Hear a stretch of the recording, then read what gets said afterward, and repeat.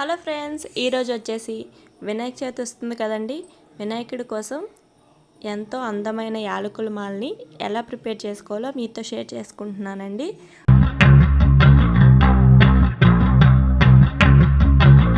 పూలతోనూ అలాగే గరికి పూసలతోనూ డిఫరెంట్గా చేస్తారు. అలాగే యాలకులతో కూడా ఈజీగా ఎలా ప్రిపేర్ చేసుకోవాలో చూపిస్తాం అనుకుంటున్నాను. ఇంకా దీనికోసం వచ్చేసి 2mm బీడ్స్, అలాగే వైట్ థ్రెడ్, అలాగే యాలకులు, పసుపు కావాలి.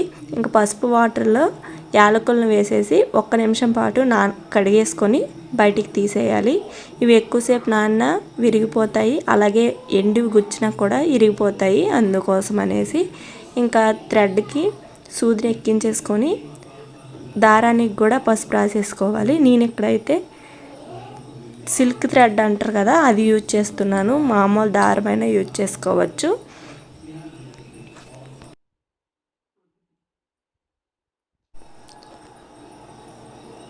యాలకుల మాల ఏముంది, సూత్తో గుచ్చేయడమే కదా అనుకోకండి.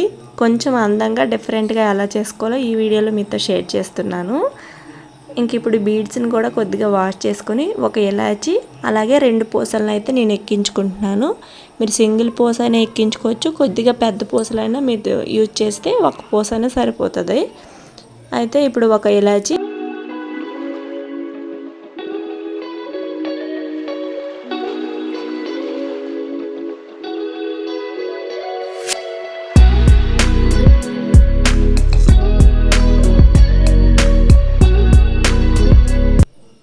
ఇలా మాల చేశాక ఇవి ఏం చేయాలి పూజ అయిపోయాక అనుకోవచ్చు. ఇలా చేసిన ఈ మాలని మనం ఎన్ని రోజులు పూజ పెట్టుకుంటే అన్ని రోజులు దేవుడికి ఉంచేసి మనం నిమజ్జనం చేసిన తర్వాత ఈ యాలకుల్ని ప్రసాదంగా స్వీకరిస్తే చాలా మంచిదండి. అలాగే ఈ పూసలు కూడా వాష్ చేసేసి మళ్ళీ మనం యూజ్ చేసేసుకోవచ్చు. ఇంకెలా నిలువుగా ఒక మాల అయిపోయిన తర్వాత చివరిలో ఇలా థ్రెడ్ అనేది కట్ చేసేసుకోవాలి. ఇక్కడ ఏమి నేను ముడులు అయితే వేయలేదు చివరిలో. ఇప్పుడు నెక్స్ట్ వచ్చేసి మళ్ళీ థ్రెడ్ ఎక్కించుకొని సూదికి చివరిలో ఒక ముడి అయితే వేసుకుంటున్నాను ఇంకో థ్రెడ్కి. ఇప్పుడు ఎక్కడి నుంచి అయితే చిన్న చిన్న లాకెట్లాగా కావాలనుకుంటున్నామో అటు ఇటు సమానంగా ఉంచేసి మిడిల్లో నుంచి నేనైతే ఈ 2 పూసల్లో నుంచి థ్రెడ్ని అయితే పోనిచ్చి ఒక యాలకుని, అలాగే 2 పూసలు, మళ్ళీ ఒక యాలక్కాయ అలా ఎక్కిస్తున్నాను.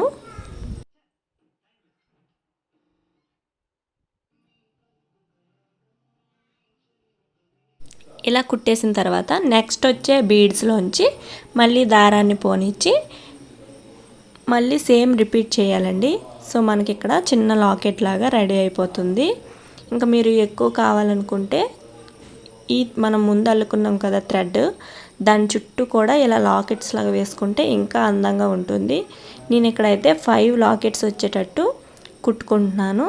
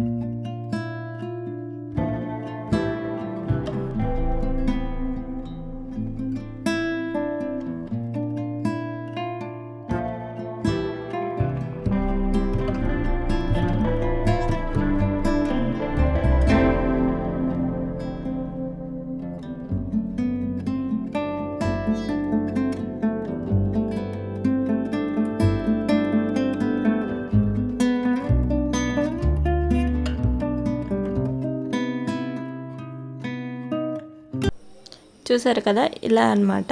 ఇప్పుడైతే 3 కంప్లీట్ అయితే అయిపోయాయి. చూసారు కదా, చాలా అందంగా ఉన్నాయి. ఇంకా నెక్స్ట్ వచ్చేసి మళ్ళీ ఇంకా 2 కూడా కంప్లీట్ చేసేసి మాల అనేది ఎలా ఉంటుందో మీతో షేర్ చేస్తాను.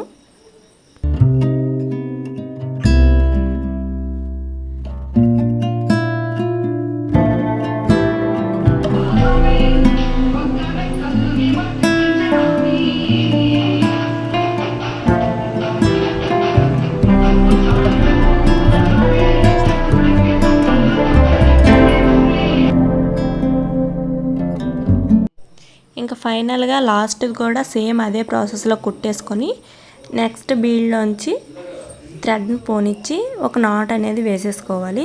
నాట్ వేసేసుకుని మళ్ళీ రివర్స్లో అవే పూసల్లో నుంచి ఆపోజిట్ డైరెక్షన్లో మళ్ళీ థ్రెడ్ ఇటువైపు తీసుకొచ్చి మరొక నాట్ వేసుకుంటే అయిపోతుందండి. ఇలా వేసేసుకొని దారాన్ని అయితే కట్ చేసేసుకోవడమే. సో అంతేనండి. ఇలా ముడివేసుకొని దారాన్ని కట్ చేసుకుంటే మన మాల అనేది రెడీ అయిపోయినట్లే. చాలా చాలా అందమైన యాలకుల మాల రెడీ అయిపోయినట్లే. మీకు కావాలంటే ఈ మనం ముందుగా అల్లుకున్నాం కదా ఈ పొడవాటి థ్రెడ్, దాని చుట్టూ కూడా వేసేసుకోవచ్చు. నేనైతే ఇలా లాకెట్ లాగా ఉంటుందని చెప్పేసి నేను ఇలా వేసుకున్నాను, హారం లాగా. సో ఇదండి ఈరోజు వీడియో.